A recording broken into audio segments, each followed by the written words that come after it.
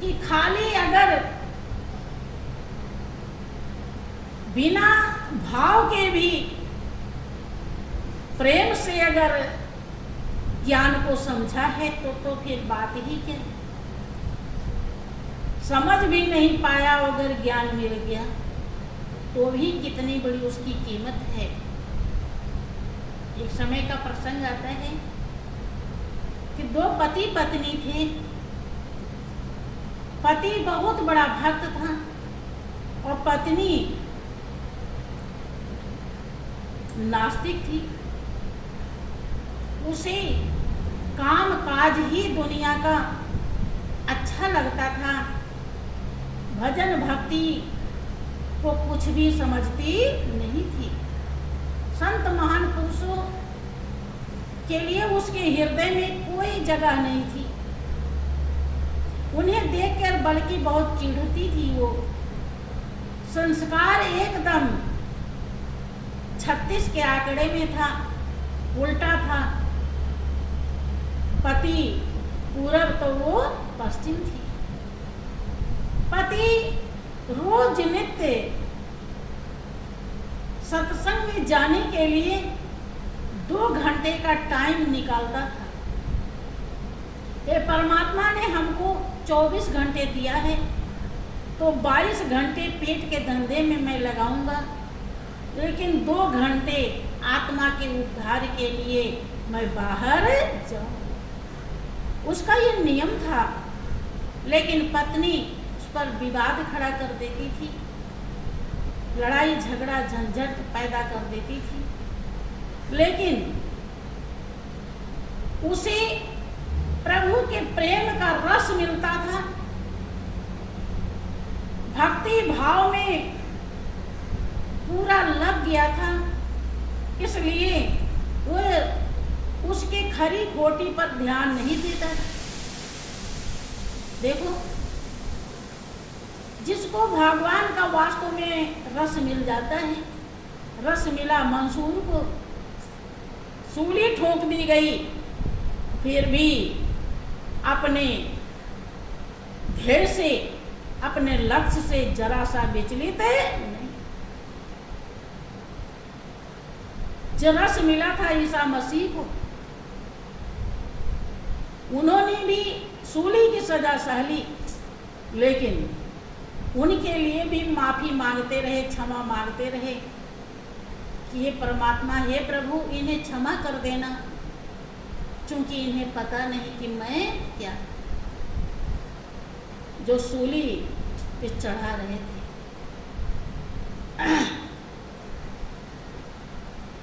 तो वो कुछ भी ध्यान नहीं देता था पत्नी के बातों पर, उसे पत्नी की दृष्टि नहीं देता था, परमात्मा का जीव समझता था और उसमें भी प्रभु को ही देखता था। क्योंकि उसका मन निर्मल हो गया था, निगाहें पवित्र हो गई थी, विचार पावन बन गया था, अविनाशी से रिश्ता जुड़ गया था, अपने ध्येय और लक्ष्य को प्राप्त हो गया था। इसलिए ये दुनिया की कमी उसे जरा सा भी, कोई भी दिक्कत, टेंशन नहीं दे पा रही थी। क्या हुआ कि वो कहता रहता था कि मैं रोज बहुत बड़ा हीरा कमा के लाता हूँ, अविनाशी कमाई करके लाता हूँ। अगर तुझे हीरा लाके दूं तो तू रखेगी कि नहीं? क्या हीरा कोई फेंकने की चीज है? उसे तो रखूंगी ही, लेकिन उसे पता नहीं कि कौन सा हीरा देने के लिए ये कह रहे हैं। तो वो समझाने लगा कि देख, जो हीरा तू रखने के लिए तैयार है वो तो पल भर में तुझसे छूट जाएगा। तो उसे हो सकता है कि कोई खाने की चीज भी न खा पावे, पहनने की चीज भी पहन न पावे, रहने वाले स्थान में भी तू रह न पावे उसके द्वारा। लेकिन जो हीरा मैं कमा के लाता हूँ, अगर उसे तो प्राप्त कर ले तो उस हीरा से तुझे शांति, चैन, संतुष्टि मिल जाएगी, जो आज तक कभी कहीं भी किसी से नहीं मिला। कोई व्यक्ति वस्तु नहीं दे सकता। तो कहती है कि अरे है क्या वो, मुझे बताओ तो। फिर वो अपने गुरुदेव से प्रार्थना करता है कि हे श्री गुरु महाराज जी, दया कीजिए, एक आप ही का जीव है, जैसा भी है आप ही का है, आप उसके जीवन को कृतार्थ कर दीजिए, ज्ञान दे करके धन्य कर दीजिए। है अबोध है, अज्ञान, उसे किसी भी प्रकार से कोई भी ज्ञान नहीं है, लेकिन है वो आप ही का।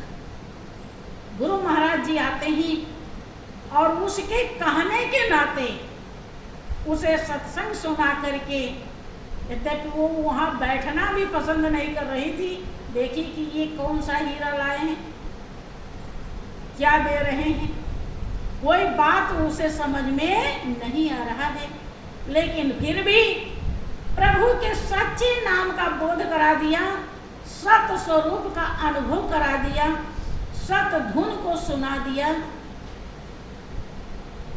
गुरु की कृपा और दया से, जिसे सुनते ही वो 84 लाख योनि से छुटकारा पा जाती है।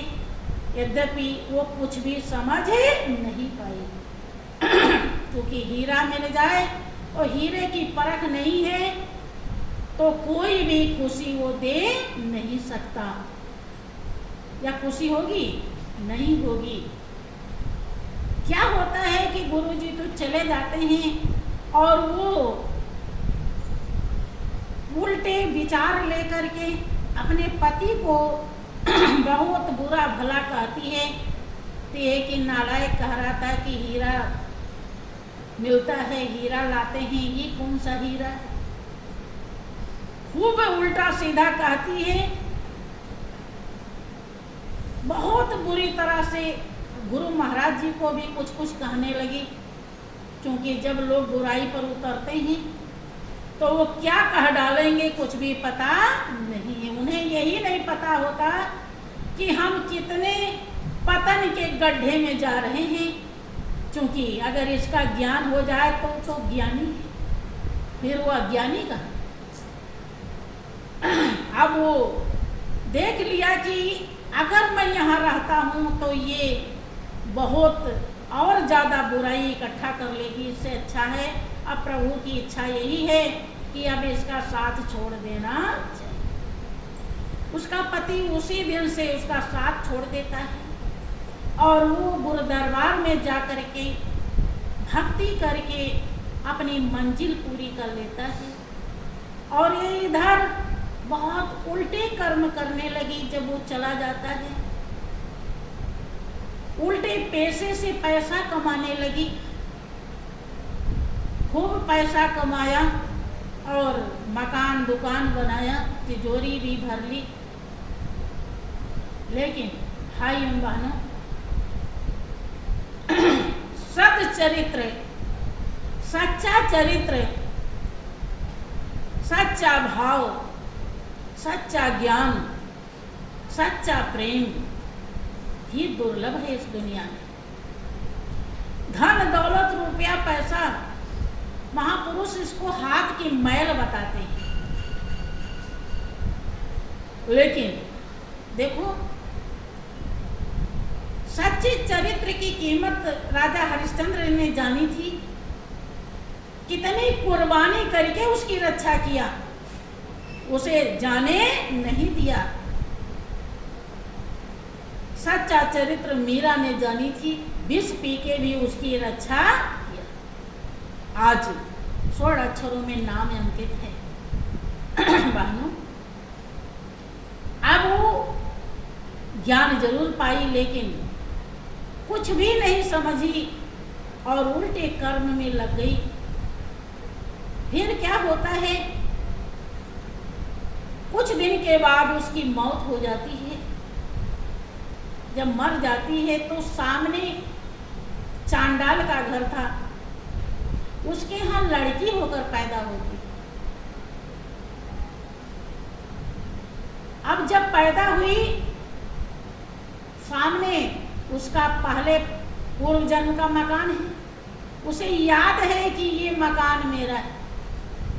ज्ञान का प्रभाव देखिए, जबरदस्ती ज्ञान पाई है। आप लोग को कितना समझाया जाता है और आप लोगों ने कितना ध्यान भजन जो भी किया है उसकी कितनी बड़ी कीमत होगी। गौर करें, उसने केवल पाया ही पाया और वो भी कुछ समझ नहीं पाई।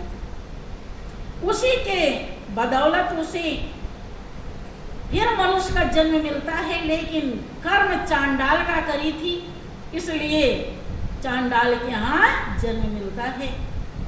अब देख रही कि मकान तो मेरा है। जब बड़ी हुई 5-6 वर्ष की, तो एक दिन उसे याद आया कि हमारे घर में तो खाने के लिए रोटी, चूंकि उसने कोई दान पुण्य नहीं किया, इसलिए वो चांडाल निर्धन है और बुद्धि चांडाल की थी, इसलिए उसके यहाँ जन्म लेती। जैसा आप कर्म करोगे वैसा ही फल आपको मिलेगा। ज्ञान पाई थी इसलिए मनुष्य का जन्म पाया। अब वहां पर देखी कि इधर उधर हैं बहुएं, चढ़ गई अटारी पे और तिजोरी खोलकर बहुत सारे पैसे, तब सोने चांदी के सिक्के चलते थे, उसे फराक में भर लिया और लेकर के बहुत दिन तक वो खर्चा चलता रहा। 12, 14, 15 साल की हो गई और इधर खूब बहुओं में लड़ाई हुआ। वो कह रही तूने चुराया, वो कह रही तूने चुराया, किसी को पता भी नहीं चला चुराया कौन। अब ये आदत तो जब गंदी पड़ जाती है तो वो तो छूटती नहीं। सोची कि इतना दिन चला, फिर हम ही तो कमाए थे, फिर ले आवे, फिर चली जाती है। अब तो बड़ी हो गई। अब बड़े लड़के ने उसको देख लिया तिजोरी खोलते हुए, अब पकड़ में आ गई। अब लगा मारने, मारते मारते मारते मारते इतना मारा, चिल्ला रही बेटा मुझको छोड़, तू मेरा बेटा है। अरे कौन समझेगा, जब तक श्वास है तब तक आस है, इसके बाद कोई नहीं समझता आप किसकी हो क्या। वो मार मार के बहुत नालायक कहीं की चोरनी, तू ही पहले भी चोरी करके ले गई थी, अब समझ में आ गया, और तुझे तो हम किसी हालत में नहीं छोड़ेंगे। और मेरी माँ बता रही, मेरी माँ कब के मर गई, माँ बन रही कल की लड़की, और इतना और क्रोध में इतना मारा कि मार ही। देखो बहनों, अगर सद्बुद्धि होता, सद्विचार होता, गुरु के ज्ञान को बढ़िया से समझ ली होती, गुरु के उपदेश को धारण कर ली होती, उसी में से कुछ दान कर ली होती, तो आज कोई क्या छुड़ा पाता, कोई मना कर पाता है? क्या कोई देने से इनकार कर पाता? मालिक भी आपके कर्म को कभी दुराता नहीं है। कर्म प्रधान विश्व करे राखा, और जो जस करे सो तस फल। अब कोई कर्म नहीं बनाया, और जिसके लिए बटोर बटोर के रखी थी, आज उसने देखें क्या दुर्दशा की। आप लोगों के अंदर भी ये भाव नहीं आते। कुछ लोग महीने में उन्हें सेवा देनी होती है, महीने की सेवा देने में उन्हें बड़ी भारी आलस है। भैया आज कोई जरूरी है कि आप हमेशा रहें, नहीं दे रहे हैं, कई महीने बीत गए और बुलावा आ जाए, आप चले जाए, फिर कोई दे पाएगा? अगर दे देते तो आपके जीवन के खाते में वो जमा हो जाता, उसको कोई ले पाता? वो तो आपका होता है, लेकिन आप उसमें बहुत पता नहीं क्या चालाकी वो क्या समझ बनाते हैं, कुछ समझ में नहीं आता। गुरु महाराज जी के आपके तन मन धन तीनों में 10वां भाग है आपका, आपकी कमाई का 10वां भाग अधिकार गुरु महाराज जी का है। उसे आप कभी नहीं पचा पाएंगे। अगर उसमें से थोड़ा भी निकाल के जमा कर लेते हैं तो वही आपका अपना है, उस जहर को अमृत बना देंगे वो अगर जहर अपना अपने पास रखते हैं तो वो अमृत कदापि नहीं बना पाएंगे। ये चालाकी आपके लिए दर्दनाक है, खतरनाक है। वो तो बहुत बड़ी अबोध थी, उसको सतगुरु से कोई मतलब नहीं, लेकिन आप लोगों को तो समझाया जाता है। कितना मौका मिला हुआ है और फिर भी अगर धोखा दे रहे हैं अपने को तो बहुत ही पश्चाताप करना पड़ेगा। बहनों, फिर क्या होता है कि मर जाती है तो अब ज्ञान का असर खत्म हो जाता है, 84 लाख योनि में चली जाती है, क्योंकि उसने केवल ज्ञान पाया ही पाया था, कोई कमाई नहीं करी। बगल में पड़ोस में धोबी का घर था, वहां बकरी होकर के उसके घर में पैदा। अब भी उसे याद है ये वाला मकान जो है ये हमारे पूर्व जन्म का मकान हमारा। ये सारे बच्चे 4 बेटे हमारे हैं। जो छोटा बेटा था वो अनाज का थोक विक्रेता था, गोदाम भरा रखता था।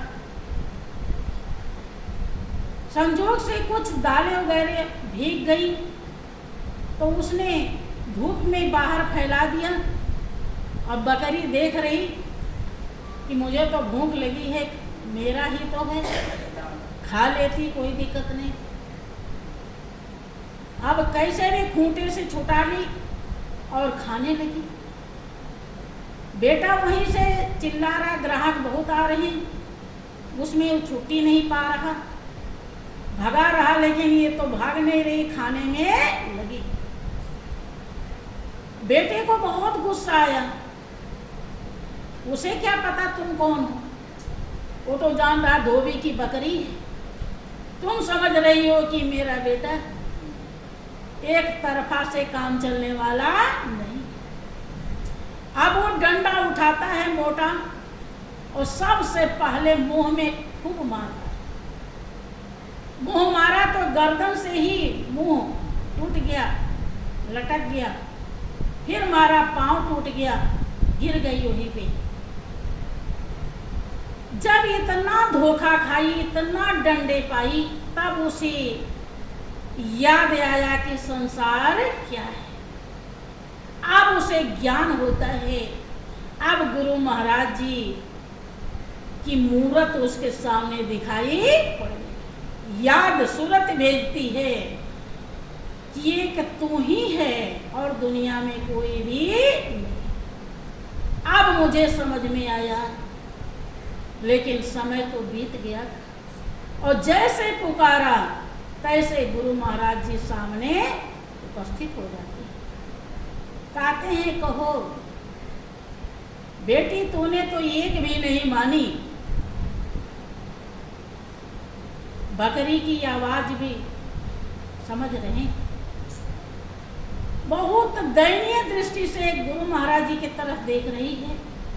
गुरु महाराज जी ने कहा कि अब तो तुम्हें जाना है, लेकिन तुमने जाते समय अंतिम में मुझे पुकारा है।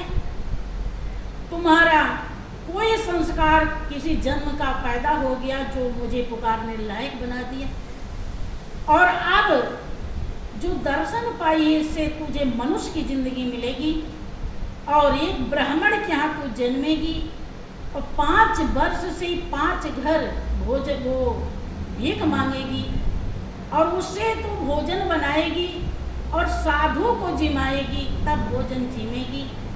जब तू 12 वर्ष की होगी तब पुण्य इकट्ठा हो जाएगा, तब मैं तुझसे फिर मिलूंगा और फिर तुझे ब्रह्म ज्ञान बख्शूंगा। ऐसा कहते ही उसका प्राण निकल जाता है और फिर वह ब्राह्मण के घर जन्म लेती है और जैसा जैसा गुरुदेव ने बताई थी वैसे वैसे उसके ऊपर गुजरता है। फिर उसे ब्रह्म ज्ञान मिलता है बहनों, फिर वो अपने जीवन की मंजिल को प्राप्त करता है। देखो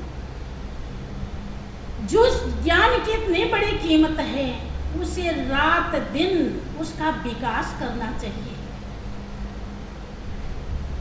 उसका लाभ लेना चाहिए बहनों। चाहे देखो इतनी स्वतंत्र भक्ति है, चाहे आप लेट के, बैठ के, खड़ी होकर के, सो के, जग के, कैसे भी कमाई कर लें। देखो बहुत कथाकार तमाम प्रकार के उपाय बताते हैं, लेकिन वो केवल पेट धंधे तक है। लेकिन सतगुरु ने जो ज्ञान दिया है उससे आपकी आत्मा का उद्धार हो जाएगा। इसके अलावा दूसरा उपाय कोई दुनिया में नहीं है। इस लाभ को लेने में अगर आप चूक गए तो जिंदगी गर्त में चली जाएगी और बहुत पछतावा होगा, फिर आगे मौका मिले या न मिले। तो बोलिए प्रेम से श्री सद्गुरुदेव महाराज की, श्री सच्चिदानंद भगवान